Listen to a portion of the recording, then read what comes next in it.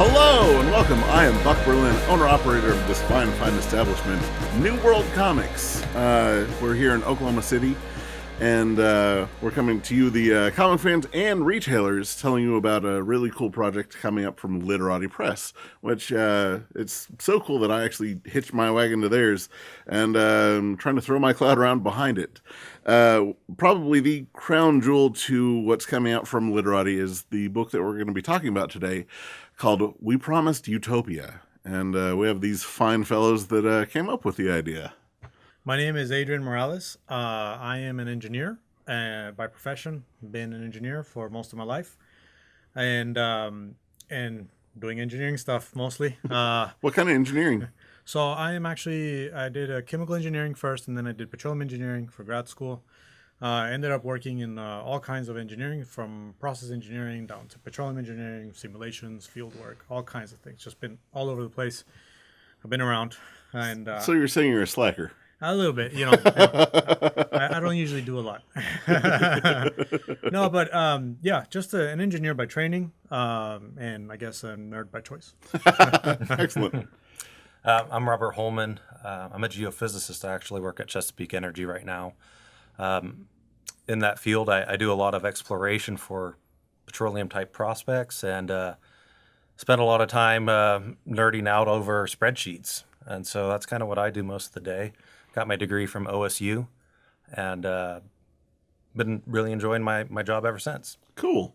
It's really cool, when engineers kind of find their groove. My wife's an engineer, and it's like, when I ask her about it, she's just like, I just like doing math, and like it just kind of comes easy to me, and like I find my rut and stay in it. Yes. Yeah. So tell me about We Promised Utopia. It's going to be a 3-phase story that starts out in present time, where we are in, let's say, today. And there is a geopolitical movement that starts to take place, geared around climate change, and pretty much a reality TV show that kind of starts pushing that ideal. The second timeline is a few hundred years into the future, where we kind of explore the possibilities of what would happen if that geopolitical movement actually becomes a reality, and it becomes adopted and kind of like widespread throughout the world. What are some of the geopolitical factors that could happen along the way? And also, what are the technologies that we could have in the future in that second timeline? And finally, the third timeline, it's way out into the future, thousands of years, and it's about the demise of the society, or the apparent demise of the society, because and the journey of understanding why did that happen when we had it all. So what brought on this idea for the story? So, Yeah. So we used to work together at Chesapeake, and we decided that we wanted to end up doing a project down in South Texas together, and we ended up having to go on a really long road trip all the way down to Del Rio, Texas. Oh, wow. And so during that time, we had a long time to talk, and so some of our thoughts were gravitating towards kind of this idea of what a future might look like in a society where we've adopted some type of green initiative. You see a lot of that going on right now, and it got really enjoyable to try and envision how we could get from the point where we are today and see where we could get if we actually were able to adopt those types of things. And one of the big breakthroughs that we had, and it just we were just playing with it. We just had an idea of this TV show that we wanted to do, that was a reality TV show that basically took people and said, well, let's trade your carbon footprint with someone else and see if you can live within those means and be successful at it. Mm-hmm. And so we played around with that idea, and we're like, well, why couldn't something like that be like an adopted type mentality for real life? And then we started having all these fun ideas about how technology might be spurred on because of different mentality on how you value people's time. Because the value wasn't being put into people's time anymore with this type of philosophy. The value was put into how can you impact the environment in a positive light. And so changing that mindset about currency was kind of the catalyst for how we wanted to push this idea forward. and that's when it was really fun. We had a long car ride, and it just hours later. What I think is important also to mention that the way we kind of got started talking about this was like there was a very specific Netflix reality TV show that I had just watched, and I was like, how can they make such a specific and like niche reality TV show, right? And this was a glass blowing reality TV show, and I was like hooked on it. I was like, would you say that you were blown away? That's the title of the show. Oh, God, no. I swear, that's the title of the show. Yeah, I was just trying to be awful. No, They great minds think alike. But oh no, what did they say about not great minds? But it was blown away, and now it's really important to let people know that season 2 is out. Okay, that's a really, again, I'm hooked. But anyways, we were talking about how specific and niche this thing was, and I was like, if there's something so specific, like there could easily be something that takes a typical family in the U.S. and exchange its place with a typical family, maybe somewhere in Central Europe, and then one from South America with like one in India and China with one in Africa, and of course there's many regions in Africa, but just like an average. And then understand what is their energy consumption per capita or per individual. Break that down into individual components and individual things that they consume on a day-to-day, transportation, food, just material goods, and actually give it a value. And that's where what Robert was talking about, like that was kind of like the breakthrough, coming up with that value, that equivalency. And that was when we talked about the equivalent carbon credit, or the ECC. And where we can actually, really break down everything to how much energy is used to create something. Like one of the things that I've learned, at least because, again, myself and Robert, completely outside of the comic book world, creation-wise. Yeah. I mean, I love comics and I read them and everything. But from the creation standpoint, completely outside of that. So when we came in to the whole project, once we kind of like took it a little bit more serious and let's get this thing going, and understanding like how much information can we actually put in there? What's the information density that we can push into this book without being overwhelming, but still having an engaging character development? That's a difficult balance to have, for sure. I mean, working with talented people like Charles, that they create really good characters and really like thought out development, and at the same time packing in all that data that we want to get out there. Yeah, it's hard. Yeah, but it's fun. Yeah, and I mean, everything I've seen so far, it's this perfect like tight wire balancing act, and it feels flawless. Once you kind of remove yourself from knowing all the other stuff, it's you wouldn't think all of that went into it, because it just feels like it's that world. Yeah. With all of that, what brought on the structure of the book, making sure that you did the 3 different eras as opposed to just trying to, focus in on one? So we initially started, we wanted to just do each phase at one time. So we were going to go through and just blow through one phase, and then the second phase, and then the third. But we began to realize that doing one phase independently didn't necessarily provide a captivating story. Mm-hmm. It's as a thread of these things interweaving amongst each other that makes it more compelling of a story. Right. Mm-hmm. You see the different elements, you get excited, like, oh man, something's happening over here. I got to know what's happening and how these things are connected. And so that's when we decided to go down the route of threading these stories together into one comic book at a time. And so it might be a little bit jarring to go from something that's modern day to something that's thousands of years in the future. But one of the things that we have done with that is we've employed multiple artists. Mm-hmm. And that's actually one of the things I was super excited about. Yeah. Not like Adrian, I enjoy comics, but I don't read them regularly. But being able to see 3 different artists go through and draw their renditions of how they think these timelines are to be perceived has been really, really enjoyable. And that's something that from the get-go is what we wanted. And it's been pretty fun. One of the things that I learned really quickly, especially from Charles in regards to this, is like that time management between the timelines. Yeah, so difficult to get it right.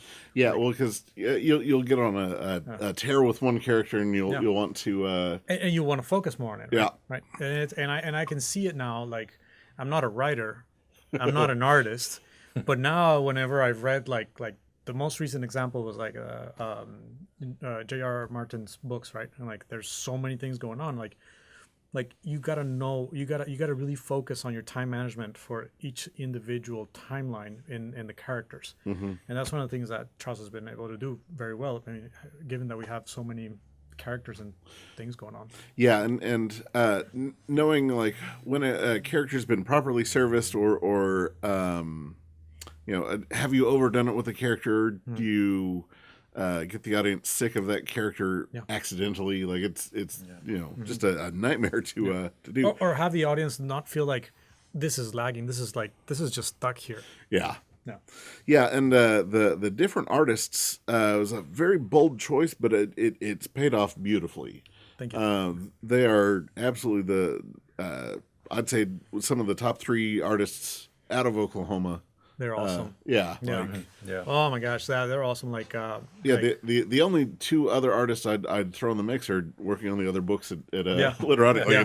No, like the whole committee within Literati has been awesome. I mean, just looking at their work and obviously getting familiarized with their work, because I was a consumer more of a commercial books, a little bit more commercial books, but getting this project started really allowed me to kind of like get in touch with those individual artists, and really like Eric with his vision for the 3 artists combining, Jonathan with his just imagination for the second timeline is amazing. Like I don't stop being surprised by him. And Chloe with her different representation of characters in this other timeline where it could be painful at times, but her art style is quite different. It's such a soft, like sweet art style, but when she conveys something just awful, it's that much more gut wrenching. Yeah, it comes. It's almost melancholic. Yeah, in a way. It really is, because like everyone seems like just on the surface before you see and read what they're doing, it's I very much like them already, and then it's all right, well maybe not so much. Yeah. How did you all meet up with Charles? What brought that on? So That was you. Yeah. Okay. So after we had our road trip, like a super long road trip, then we just kind of like put it on the back burner for a while. Just kind of like, okay, let's just kind of like leave it to the side for a bit. And that bit was probably like a year. Yeah, it was about a year. And then I guess I was a little bit kind of like looking for a new project for my own side projects that I have sometimes. And I knew one of the artists in the community, which was Dorshak, and I really liked his art. Just like it's so different. It's almost surrealist. It's almost it's like this visceral, surreal. Yeah. And I really like surreal art. So when I go to the museums or something, like I really enjoy the surrealism side of things. And so I'd usually go and just talk to Dorshak about his art and music. Like we got a lot of very similar taste in music with punk rock and all that stuff. So we usually just hang out a bit and just talk. And then one day I asked him, I said, hey, like I have this idea for a book, and I just kind of gave him a very short pitch, and I told him I'd like you to draw it.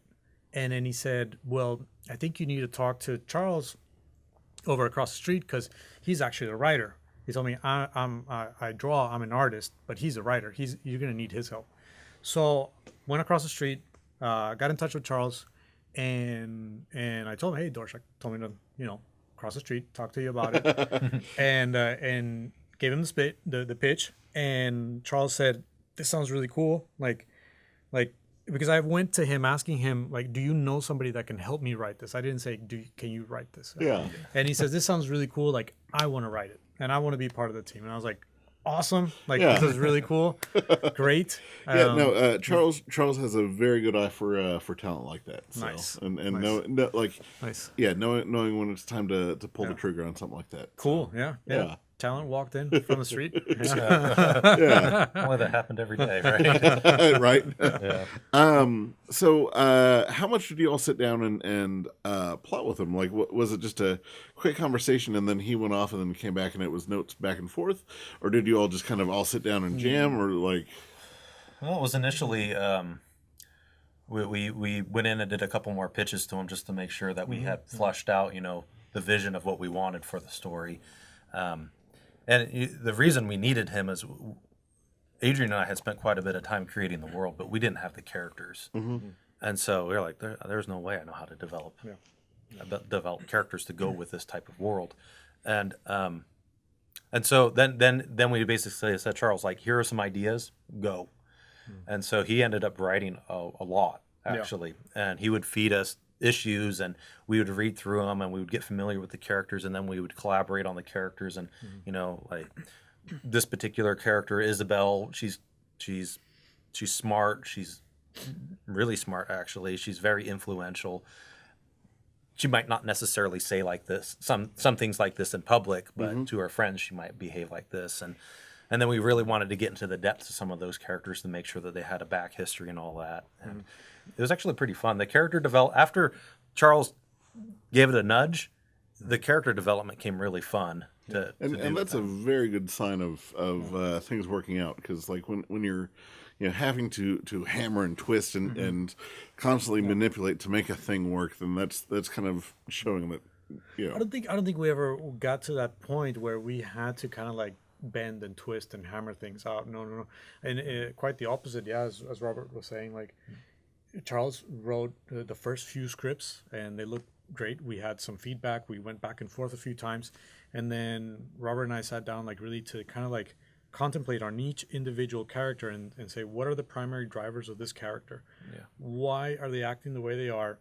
And what is in their psyche that's affecting them since probably childhood, that's pushing them to do this for each individual.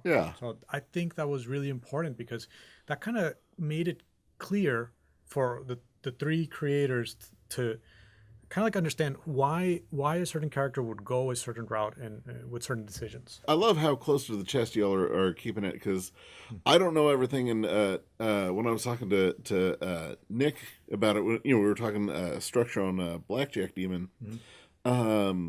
He just stopped me cold and says, they don't tell me what goes on in that book. Like, I don't know. I know that there's some big plot twists that are coming that they just won't tell me about. So I really appreciate that you all aren't, just kind of like, all right, so here's the whole thing. It is fun to talk about. It's one of those where it's so easy to spill the beans out of the excitement. But no, you all are doing a fantastic job with it. Awesome. So what's on the docket after you're done with the world of Utopia? That's a good question. Like, do you all have other ideas that you've been kind of casually kicking around, or is that No, you feel you've said your piece with. Sounds like we need to do another road trip. That might help. Yeah, I think so. Want to go north this time? Yeah, we'll go north. Go to Kansas. Yeah. No, yeah. I mean, like if everything goes well, like there's one idea that I've had in my mind. Like it's that I like the planets. I like the universe. I like watching documentaries about nature and the planets itself, all the way from Carl Sagan to Neil deGrasse. So one of the things that I've been kind of like having in my mind is like a storyline about Mars, Mars as actually having being blue like Earth. Just without saying too much, sustainable. Without saying too much about how and why, or because I have kind of like talked about it with a couple of friends and stuff. But that's one of the things that I would love to kind of explore more into the science side of things. Yeah. Fair enough. Well, I feel like we've hit most of the major points. Are there anything that you all want to say about the book that I haven't covered? Other than everyone being Batman. Everyone's Batman. How can it not be awesome if everybody's at Batman? They'll just walk around like that. No, I mean, it's an awesome book. It's an epic. I didn't know this was an epic until I was told this was an epic. Oh, it's an epic? I didn't know that. I didn't know that. Yeah. Okay. So now you know. No, now I know. Thanks yeah, for it's an epic. So I was like, well, that's. It truly is. Like it is. When Charles told me just casually what was going on, and I thought, man, I don't know if you have the wherewithal for that undertaking, because I knew that he was working with Glamourell, and then working with Nick and getting a whole bunch of other projects going. So to see this come out of all of that craziness that he was involved in, it just flooring. No, thank you. No. Absolutely. Well, I hope everybody feels the same way. I mean, it's Yeah. definitely. No, in my 19 years of being in the industry, I haven't seen anything like this come on the market. It's thank you. It's very exciting because the 3 books that Literati's coming out with are so perfect to grab a family into comics. Yes. Because all of them seem to be perfect, like jumping on points for so many other different series, and really getting everyone reading, and And not only that, but I mean, if you look at the 3 books that are coming out from Literati, it's like you can easily gear each book for different demographics, ages, and all that kind of stuff. Yeah, because Glamourell is really in all ages, and then this is kind of your young adults. Story, and then Blackjack Demon is very much your mature reader Western, genre bending, crazy. Oh man, the mind twisting. Yeah, that was a cool one. Yeah. So, well, cool. Well, guys, thanks for spending the time with me, and folks, get out there. Tell your various comic representatives that you're interested in this book, and shoot us a line. We're always happy to talk with fans. So, thanks for your time, and enjoy. Thank you.